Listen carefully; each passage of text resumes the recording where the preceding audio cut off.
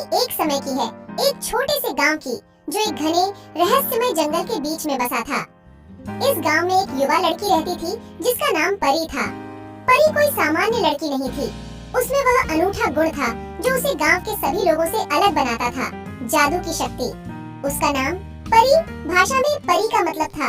परी का जादू ऐसा जादू नहीं था जिसमें छड़ी और मंत्र होते थे, बल्कि वह उसकी व्यक्ति होती थी।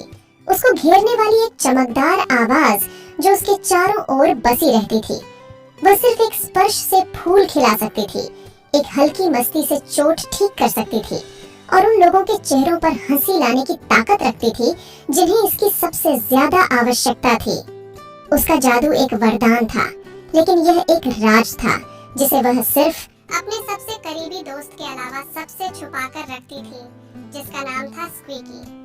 गांव अगर उसकी असली क्षमताओं के बारे में अनजान भी था, तो वह उसकी दयालु हृदय और दूसरों की मदद के लिए उसे प्यार करता था। वह अक्सर बूढ़ों के पास जाती थी, उनके जीवन में गर्मी और साथीपना लेकर आती थी। वह बच्चों की शिक्षा में मदद करती थी और उनके साथ मैदानों में खेलती थी, उन्हें दुनिया के आश्चर्य में यकीन कराती थी। इस तरीके से परी का जादू उनके चारों ओर के लोगों के दिलों को छूता, चाहे उन्हें उसकी स्रोत की जानकारी हो या न हो। एक दिन गांव पर एक भयानक सूखा आ गया। वहां के पहले हरा भरा खेत ब्राउन हो गए और फसलें सूख गईं। निराशा और निराशा ज्यादा तेजी से फैल गई। गांव वाले वर्षा के लिए प्रार्थना करने जमा हो गए, लेकिन उनकी प्रार्थनाएं बिना उत्तर के रह गईं। परी अपने लोगों को दुखी देखने से बच नहीं सकती थी, इसलिए उसने अपना राज खोलने का फैसला किया। स्क्वीकी के कंधे पर बैठे परी गांव के केंद्र में खड़ी होगा